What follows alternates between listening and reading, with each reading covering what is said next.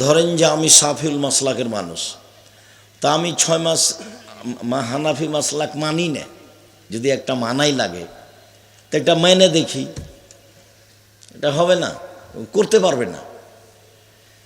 তার মানে আল্লাহর সন্তুষ্টিতে খালেস অন্তরে কাজ করে না। দল নিয়ে কথা বলে, মাযহাব নিয়ে কথা বলে, সংগঠন নিয়ে কথা বলে, ওর সাথে যে আছে সে ভালো, যে নেই সে খারাপ। তা আপনি খালেস অন্তরে কি বলছেন? যে মুখলিসিন আলাহুদ্দিন, আল্লাহর জন্য দিনকে খালেস করে ইবাদত করে, একনিষ্ঠ হয়ে একমুখী হয়ে খালেস অন্তরে ইবাদত করার জন্য তাকে আদেশ করা হয়েছে। ওমা উমেরু ইল্লা লিয়াবুদুন মুখলিসিন আলাহুদ্দিন। তো এগুলো কি আয়াত? যখন আপনার ভিতরে কারো ভালোবাসা আছে আল্লাহর নবী ব্যতীত, তখন কি আমি খালেস অন্তরের মানুষ আপনি? এটা তো হয় না। একটা লোক এশার সালাতের পরে মাথায় টুপিতে দোকানে বসে আছে, ল্যাংটা মেয়ে নাচছে ইয়াতে টিভিতে, তখন ওকে যদি জিজ্ঞাসা করা হয় যে আপনি আসলে কি ভালো মানুষ, তো ও বলবে যে আসলে কি করি, ভালো মানুষ নয়, স্বভাব খারাপ, খাসলত খারাপ, অভ্যাস খারাপ। তো এইভাবে একটা দিনই বৈঠকে আসি, সে টাঙ্গাইলে কিছুটা কম, বরং দিনাজপুরের দিকে বা রাজশাহীর দিকে আরও বেশি। প্রোগ্রাম মানে কি, এটা একটা মেলা, সেই জোহর থেকে 10টা থেকে চলছে, দোকানপাট, জিলাপি, পুতুল, কাপড় চোপড়। সম্মেলনগুলোতে, আমাদের সম্মেলনগুলোতে এরকমই, খুব কষ্ট পাওয়া যায়। আসলে দিন প্রচার এরকম নয়। আমি নিজেও বুঝতে পারি না যে বিচারের মাঠ ফলাফল কি হবে। আমার একটা দৃঢ়তা কাজ করে আমার ভেতরে, যে আমি ধর্মের নামে কোনোদিন কোনো লোককে, দল সংগঠন, কোনো মাযহাব নিয়ে, কোনো স্বার্থ নিয়ে কথা বলিনি, আর কোনোদিন জয়ীফ হাদিস কেসা কাহিনী পেশ করিনি। এটাতে আমার দৃঢ়তা কাজ করে যে সফল হব, কিন্তু আনুষঙ্গিক যা আছে তাতে আমার আশঙ্কা হয় যে এটা কি হবে। আল্লাহ রহম করো। আপনারা দিনী ভাই বোন এসেছেন, আপনাদের কাজ ত্যাগ করেন, চলাচল বন্ধ করেন, দিয়ে ভদ্রতা বজায় রেখে সামনে বসেন। আমি আপনার জন্য এসেছি। তোমরা যারা গ্রামের ছেলেরা আছো, লোকজনকে সামনে বসতে বলো, কেউ দাঁড়িয়ে থাকতে পাবে না। জায়গা থাকলে, জায়গা না থাকে সেটা ভিন্ন কথা।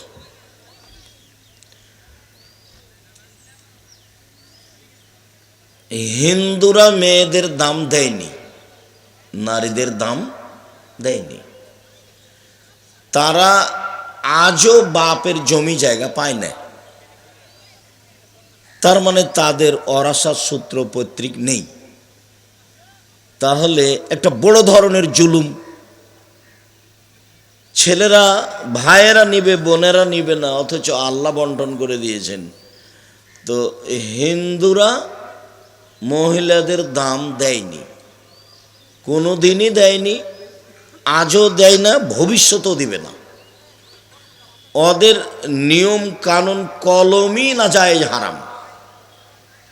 আর অতীতে যা করেছে তা করেছে, ওদের কর্ম করেছে, তা হলো মরে যাওয়া স্বামীর সাথে জ্বলে যেতে হয়েছে, সতীদাহ।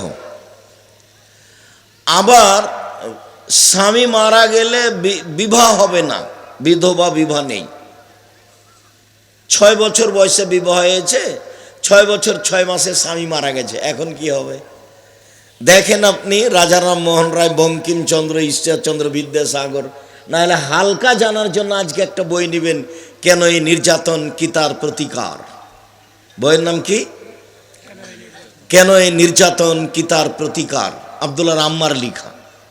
এমনি ওই বেগম রোকিয়ার ওই বই লেখা ছিল অবরোধবাসিনী, ওটার ব্যাপারে বই লিখেছে আব্দুল্লাহ আম্মা, কেন হব অবরোধবাসিনী।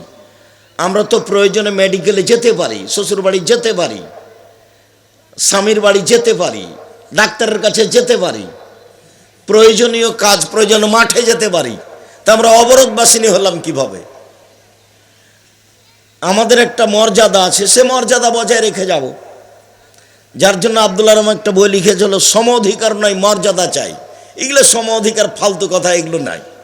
আমাদের একটা মর্যাদা আছে, যেটা আল্লাহ দিয়েছেন, যেটা নবী দিয়েছেন, সেটা আমাদের নিতে হবে, সেটা নিতেই হবে। 1 থেকে নিয়ে 10 পর্যন্ত বই পুস্তকগুলো যারা লিখেছে তারা পড়াশোনা জানে না, তাই বইয়ের নাম দেওয়া হয়েছে শিক্ষা বনাম জাহেলিয়াত। 1 থেকে নিয়ে 10 পর্যন্ত আপাতত নাকচ করা হয়েছে যে শিক্ষা বনাম জাহেলিয়াত, এগুলো শিক্ষা নয়। রবীন্দ্রনাথ ঠাকুর শিক্ষিত মানুষ হলো, একবারে রবীন্দ্রনাথ ঠাকুরের চেয়ে মুসলমানের বড় শত্রু আপাতত ভারত বাংলাদেশে কেউ নেই। সবচেয়ে বড় শত্রু ও হলো ইংরেজদের সবচেয়ে বড় দালাল। ভারত বাংলাদেশ পাকিস্তানে মুসলমান পুরুষ নারী ইংরেজদের হাতে নির্যাতিত হয়ে জেলে হাজতে রাস্তাঘাটে গাছের নিচে থাকে, আর ও লন্ডনে দালাল হয়ে দিন কাটায়। ও বিশ্ববিদ্যালয়ে, ঢাকা বিশ্ববিদ্যালয়ের শত্রু।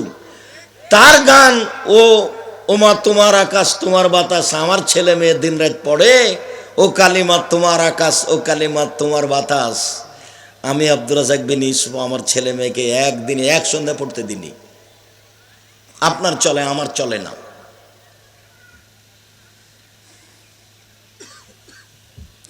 সেই গান ভারত বাংলাদেশের ছেলে মেয়ে বলে 1971 সাল থেকে না বাংলাদেশে এখন পর্যন্ত কোনো শিক্ষিত মানুষ শিক্ষামন্ত্রী হয়নি। এটা আমার জোরালো দাবি। বিদ্যার পার্থক্যই করতে পারে না কোনটার নাম বিদ্যা, তো কি দিয়ে বুঝবে ভালো আর মন্দ? ঠাকুরের গান কি করে চলে? ঠাকুর যদি মুসলমান হতো তা, যদি আপনার বন্ধু হতো তা হতো। ও জাতির শত্রু, ও মুসলমানের শত্রু, বাঙালির শত্রু, ঢাকা বিশ্ববিদ্যালয়ের শত্রু, ভারত বাংলাদেশ পাকিস্তানের জানি শত্রু মুসলমানেরও। ও পুরো ভারতের সবচেয়ে বড় দালাল ইংরেজদের। ও লন্ডনে থাকে। যখন আপনি আর আমি, আমার বাপ মা, আমার আত্মীয় স্বজন, দাদা দাদি যখন ইংরেজদের হাতে নির্যাতিত,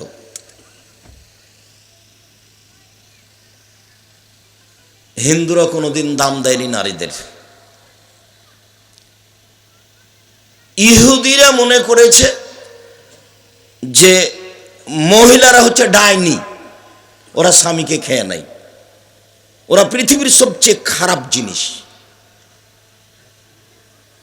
ওরা যতক্ষণ পর্যন্ত ওদের হায়েজ হয়নি, ঋতু হয়নি, ততক্ষণ পর্যন্ত বাড়ি থাকবে। হায়েজ ঋতু হলে ওদেরকে বাড়ির পিছন দিকে রেখে দিতে হবে। ছাই তোলা প্লেট বুঝেন? ছাই তোলা প্লেট বুঝেন? যাতে চুলা থেকে ছাই উঠাই। আমরা চাঁপাইনবাবগঞ্জের মানুষ তো এটা বুঝি। তো ছাই তোলা প্লেটে ওকে খেতে দেয় হাইজ হলে, ঈদের বাড়ির পিছন দিকে রাখে ওকে বাহিরে। ও হাইজ হয়েছে মানে পচে গেছে, নষ্ট হয়ে গেছে, ও বিছনাতে হাত দিতে পাবে না, পাতিলে হাত দিতে পাবে না, আপনার সাথে থাকতে পাবে না। ওটা বুখারী মুসলিমের হাদিস, আল্লাহ রাসূল নিজে বলছে। ইন্নাল ইয়াহুদা কানু ইয়াজাহাজাতুল মারাতু ফিহিম, ইহুদিরা যখন তাদের বাড়িতে নারীদের ঋতু হতো, লাম ইয়াকুলুহুন্না ওয়া লাম ইজামিউহুন্না, তাদের সাথে খেত না, তাদের সাথে থাকতো না, আর ওই টিনের ময়লাযুক্ত গিলাসে পানি খেতে দিত। এখনো বাংলাদেশের বিভিন্ন জেলাতে আছে এইভাবে যে মহিলারা যদি স্বামীর নাম ধরে তাহলে ওর স্বামী মারা যাবে। মানে মহিলা কোনো মানুষই নয়। আর খ্রিস্টানেরা মনে করে যে এ হলো উপভোগের বস্তু। বাস 16-18 বছর থেকে উপভোগ শুরু হবে, 60, 50, 55, 60 যখন হবে তখন ওকে বৃদ্ধাশ্রমাগারে দিয়ে দিতে হবে। ওর ছেলে মেয়ে বাপ মা এই হিসাব নেই। ও হচ্ছে মনোরঞ্জনের জিনিস। তো যতক্ষণ পর্যন্ত মনোরঞ্জন উপভোগের পরিবেশ আছে ততক্ষণ পর্যন্ত মানুষ, আর যখন নেই তখন আরো মানুষ নয়। বিবাহ স্বাধীন হিসাব নেই। বৃদ্ধাশ্রমাগার টোটালি হারাম। আপনি টাকা নেকির জন্য করেছেন, কে বলেছে? ছেলে মেয়ের কাছে বাপ মা সবচেয়ে সম্মান বেশি পাবে, আল্লাহ বলছেন, নবী বলছেন। আল্লাহ বলছেন আমাকে মানো আর বাপ মাকে মানো। তো কোথায় গেল তাহলে বাপ মাকে মানাটা? আল্লাহর কাছে গিয়ে লেগে গেছে। এক নম্বরে বলছে আমাকে মানো মানে শিরক করো না, বাপ মাকে মানো মানে শ্রদ্ধা করো, অন্যায় অপমান করো না। তারপরে বলছেন ভাই ভাই ভাইকে মানো, তারপরে বলছেন প্রতিবেশী, তারপরে বলছেন ইয়াতিম ওয়াবুদুল্লাহ লা তুশরিকু বিহি শাইআন ওয়াবিল ওয়ালিদাইনি ইহসানা ওয়াবিদিল কুরবা ওয়াল ইয়াতামা ওয়াল মাসাকিন। আল্লাহকে মানো, বাপ মাকে মানো, ভাইকে মানো, প্রতিবেশীকে মানো, এতিমকে মানো, পথিককে মানো। পথিক এসে বলছে আমার বাড়ি কুমিল্লা, আমার টাকা হারিয়ে গেছে, চুরি করে নিয়েছে, আমাকে 200 টাকা দেন। তো আপনি চট করে বলে ফেললেন ধোকাবাজি করার জায়গা পাস না, সর এখান থেকে সর, তুই এই কাজ করিস, কালকে তো তোকে দেখেছি ওখানে, এভাবেই কথা বলে বেড়াইস। ওভাবে বলতে হবে না, কথা সত্য হতে পারে, হয়তো বা এটাই ঠিক যে এরকম করে বেড়াচ্ছে, তারপর আপনি 20টা টাকা 50টা দিয়েন। আল্লাহ বলেছেন যে পথিককে সম্মান করতে হবে, ইবনুস সাবিল। ও পথিক কোনো সমস্যা থাকতেই পারে। তো হিন্দুরা দাম দেয়নি, ইহুদি দাম দেয়নি, খ্রিস্টান দাম দেয়নি, 3টে কথা শেষ করলাম। এরপরে জাহেলিয়াতের যুগ। আমাদের নবী হওয়ার পূর্বের যুগের নাম হলো জাহেলিয়াতের যুগ, মূর্খতার যুগ, বন্যতা, বর্বরতা, অসভ্যতার যুগ। সেটা আবার ফিরে এসেছে, আরো আসবে। ওই যুগে মেয়েদেরকে মাটিতে পুঁতে দেওয়া হতো। মেয়ে জন্ম নিলে বা একটু বড় হলে তাকে সুন্দর করে সাজগোজ করতো, করিয়ে নিত স্ত্রীর কাছ থেকে, আর ওই বাহিরে একটা গর্ত খুঁড়ে আসতো আগেই। তারপর গর্তের পাশে গিয়ে মেয়েকে দাঁড় করে বলতো আম্মু দেখো তো গর্তের দিকে তাকাও তো। তো এভাবে যখন তাকিয়ে দেখতো তখন ও ধাক্কা দিয়ে ফেলে দিত বাপ, দিয়ে যত দিক থেকে মাটি টানা দিয়ে চলে আসতো, মাটিতে মেয়েকে পুঁতে দিত মানুষ। এখনো মাটিতে পুঁতে দিতে চাই, তবে ওভাবে নয়, এইভাবে যে একটা মেয়ে আপনার ঢাকা বিশ্ববিদ্যালয়ে পড়ে, খুব ভালো, মেধাও ভালো, খালি খবর নেন সকালে বিকেলে আম্মু কেমন আছো, কোনো সমস্যা হয় না যেন, টাকা পয়সা লাগলে বলবা দিয়ে পাঠাবো, নাস্তা পানির সমস্যা হয় না যেন। এরকম করতে করতেই হঠাৎ একদিন শুনছেন যে মেয়ে বের হয়ে গেছে, এক মদখোরের সাথে চলে গেছে। তখন আপনি বলছেন এখন তোকে ত্যায্য পুত্র করলাম, তোকে ত্যায্য পুত্র করলাম, তোকে ত্যায্য পুত্র করলাম, তোকে যদি পাই তো একবারে কেটে টুকরা টুকরা করে টাঙ্গালে যে কাছের নদী আছে তাকে ভাসিয়ে দেব। এই যে ত্যায্য পুত্র করলো, তো ত্যায্য পুত্র তো হয় না, এর মুখের ভাষার কোনো দাম আছে? ওগুলো হয় না। এখন ওই সাথে ওই ছেলের সাথে সংসার করছে, বাপ আর কিছু বলে না, বলছে ও যেন না আসে আমার বাড়িতে, ওকে উঠতে দেবো না। কালকে বলছিল আম্মু, আর আজকে বলছে জবে করবো। এটা হলো জাহেলিয়াত। তুমি ওখানে পড়তে দিলে কেন? চলে গেছে, গেছেই। তুমি তাড়াহুড়া করে যে ওই মদ খায় ওরই সাথে বিবাহ দিয়ে দাও, তুমিও বাঁচো ওও বাঁচুক। 10 ছেলের মা যদি হয় তবু বোঝে না, সবটি ছেলে অবৈধ। কোর্টের বিবাহ বাতিল, কোর্টের বিবাহ বাতিল, কোর্টের বিবাহ বাতিল। বাপ ছাড়া বিবাহ হবে না, বাপ ছাড়া বিবাহ হারাম। বাপ না থাকলে চাচা, নইলে দাদা, নইলে বংশের কেউ, নইলে সরকার, চেয়ারম্যান মেম্বার। বাপ বেঁচে আছে আর একজন হতে পারে না। লা নিকাহ ইল্লা বিওয়ালিন, অভিভাবক ছাড়া বিবাহ নেই। ওলা নিকাহ ইল্লা বিশাহিদাইন নেই, 2 জন সাক্ষী ছাড়া বিবাহ নেই। আল্লাহ বলছেন ফানকিহুন্না বিইজনি আহলিহিন্না ওয়াতুহুন্না উজুরাহুন্না। পৃথিবীর মানুষ, তোমরা মেয়েদেরকে বিবাহ করো তার বাপকে বলে। ও তো ফেকার বইয়ে লেখা আছে যে একটা ছেলে 2 জন লোককে বলছে, ওর 2 জন বন্ধুকে, এই এটা আমার বউ, তোরা 2 জন বল যে হ্যাঁ আমরা সাক্ষী, বিবাহ হয়ে গেছে। মেয়ের বাপ লাগবে না, বাস এই যে বললো যে এটা আমার বউ, রাস্তার একটা মেয়েকে ধরে বলল এটা আমার বউ, তোরা দুজন সাক্ষী থাক, ওরা দুজন বললো হ্যাঁ আমরা সাক্ষী, এটা তোর বউ, হয়ে গেছে।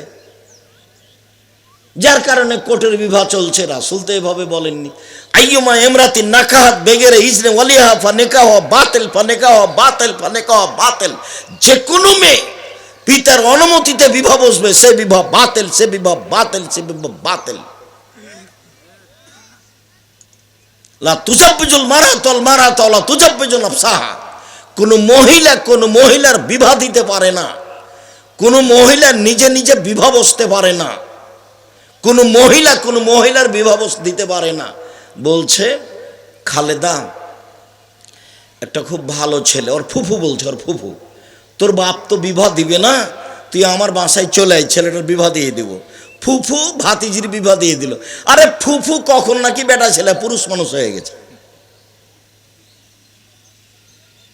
খালাতে বলছে যে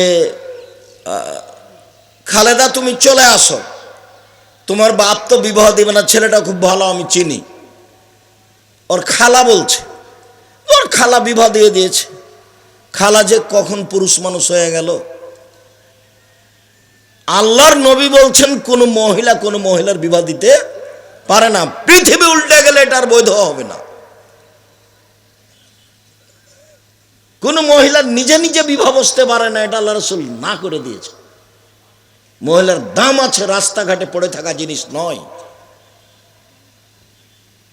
কিভাবে তার মান সম্মান রক্ষা হবে এ ব্যাপারে আল্লাহ অনেক বলেছেন, আল্লাহর নবী অনেক বলেছেন এবং তাদের সাথে ভালো আচরণ করে দেখিয়েছেন। চলেন দেখি, জাহেলিয়াতের যুগে মেয়েদেরকে মাটিতে পুঁতে দেওয়া হতো, তাহলে মেয়েদের সম্মান তাদের কাছে কেমন ছিল?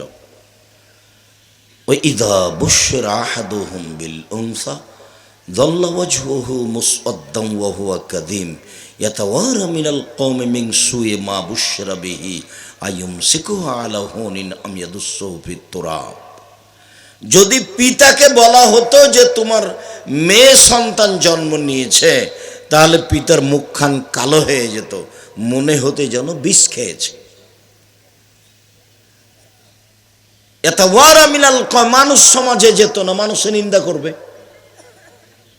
সে চিন্তা করত কি করি, মেয়েকে মাটিতে পুঁতে দিব না অপমান অবস্থায় রেখে দিব। যদি মাটিতে পুঁতে দিই বালাই চলে গেল, আর যদি রেখে দিই অপমান সুনিশ্চিত। কিভাবে অপমান?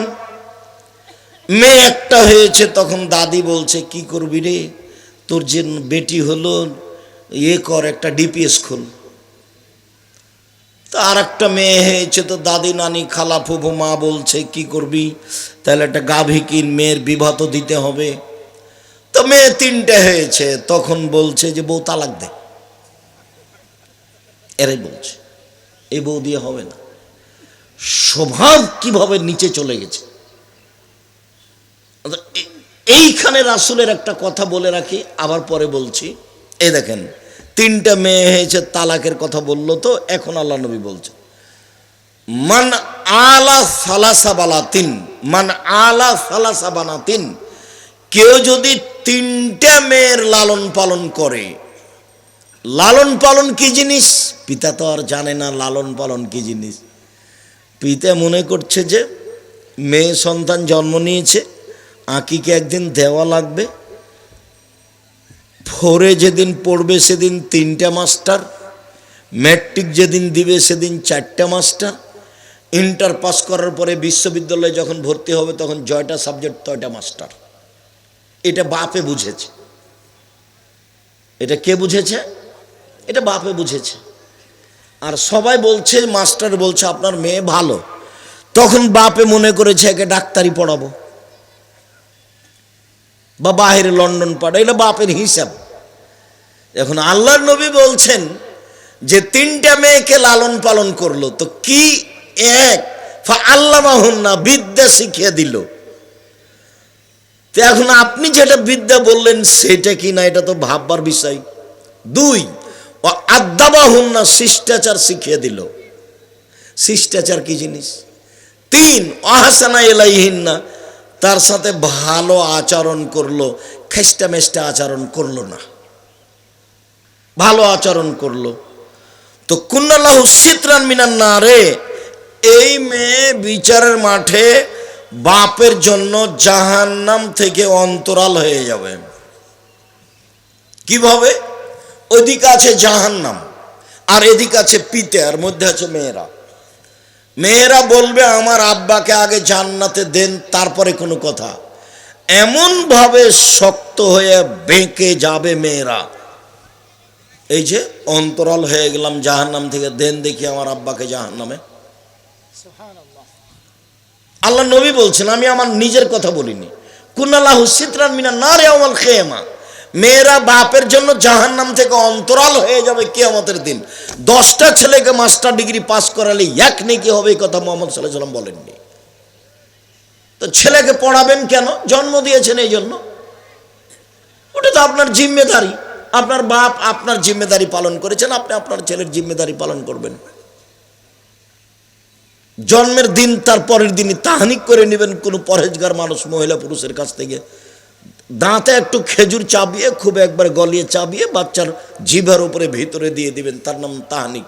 মাথায় হাতে একটু দোয়াও করে দিবেন, আপনার চাচিও করতে পারে, আপনার মাও করতে পারে, আপনার চাচাও করতে পারে। পরহেজগার মানুষদের তাহানিক করে নেবেন।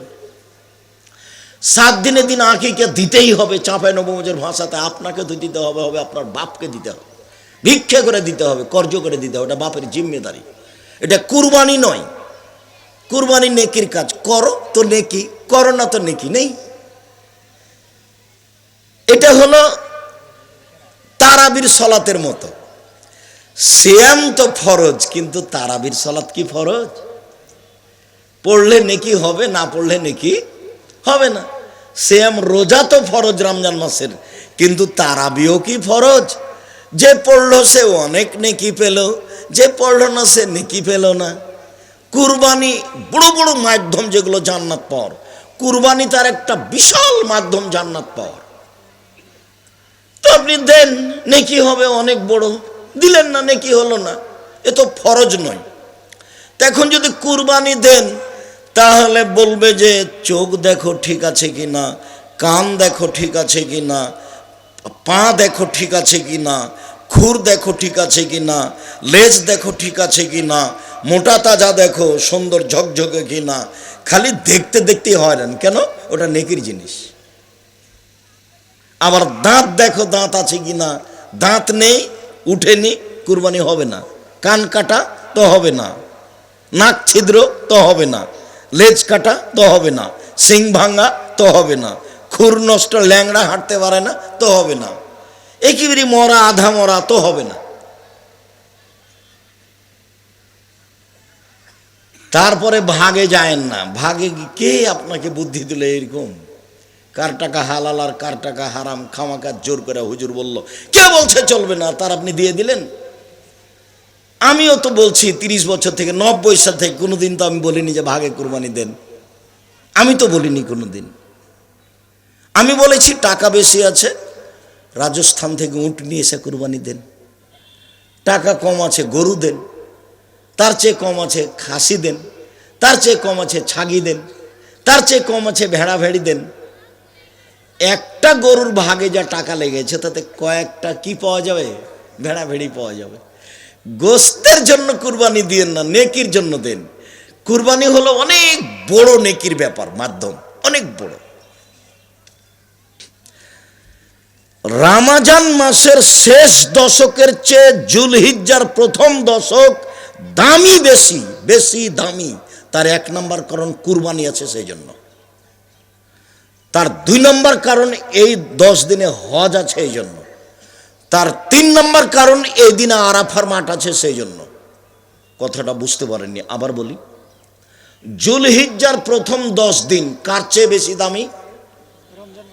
রমজান মাসের শেষের 10 দিনের চেয়ে, শেষের 10 দিনের চেয়ে। রমজান মাসের শেষের 10 দিন ব্যতিক্রম দিন, এরপরে ওর চেয়ে বেশি দামি জুলহিজ্জার প্রথম 10 দিন। 1 এই জন্য যে 1 হজ আছে, 2 আরাফার মাঠ আছে, 3 কুরবানি আছে। এ 10 দিনে এই জন্য রমজান মাসের শেষের 10 দিনের চেয়ে জুলহিজ্জার প্রথম 10 দিন বেশি দামি। বুঝাতে পারিনি? বুখারী মুসলিমের হাদিস এভাবে এসেছে। তো ছেলে হয়েছে 7 দিনের দিন আকিকা দিবেন, 7 দিনের দিন মাথা নেড়ে করবেন, 7 দিনের দিন কানা হোক, খোড়া হোক, ন্যাংড়া হোক, 2 মাসের হোক, 4 মাসের হোক, একটা ছাগল, ছাগি, ভেড়া, ভেড়ি, দুম্বা, দুম্মি জবে করবেন। দাঁত আছে কি নাই, দাঁত উঠেছে কি না, এগুলো কোনো কথা নেই। 7 দিনের দিন দিতে হবে, দিতেই হবে, ভিক্ষা করে দিতে হবে। বাপের জিম্মেদারি। কথা কেন আসলো? 10টা ছেলেকে মাস্টার ডিগ্রি পাস করালো, এক নেকিও হবে না, তা আপনারা হিসেবে পড়াবো কেন? তো জন্ম দিয়েছেন এই জন্য কথাগুলি আসলো। কথা বোঝা যায়নি? ছেলে আপনার জিম্মেদারি আমি পালন করব, আপনি পালন করেন। তাহানিক করেন, আপনি করে নেন। কার কাছ থেকে নেবেন? চাচির কাছ থেকে নেন, আপনার খালার কাছ থেকে নেন, কোনো মুরব্বী মানুষের কাছ থেকে নেন। বলেন, চাচি আমার ছেলে একটু তাহানিক করে দেন, চাচা আমার ছেলের একটু তাহানিক করে দেন, আব্বা আমার ছেলের একটু তাহানিক করে দেন, আব্দুল রাজাক সাহেব আপনি আমার ছেলের একটু তাহানিক করে দেন। তাহানিক মানে হলো জন্মের দিন, তারপরের দিন, এরকম জন্মের কাছাকাছি, একেবারে জন্মের পরপরই 2-4 দিন হতে পারে, 2-4-5 দিন হতে পারে, কোনো সময় নির্ধারিত নেই। খেজুর দাঁতে চাবিয়ে, ভালো করে চাবিয়ে বাচ্চার জিভা ভিতর দিকে দিয়ে দাও। বাচ্চাকে মা দুধ খাওয়াবে যাতে করে ভিতরে চলে যায়, আর মাথায় হাত দিয়ে দুয়ো পড়ে দিবা, আইজকুল্লাহ বিকালিমাতিল্লাহি তাম্মা বিন কুল্লি শাইইন হাম্মা অমিন কুল্লি আইনিন লাম্মা। এখন দুয়া মুখস্থ না থাকলে আর আমি আর কি করি?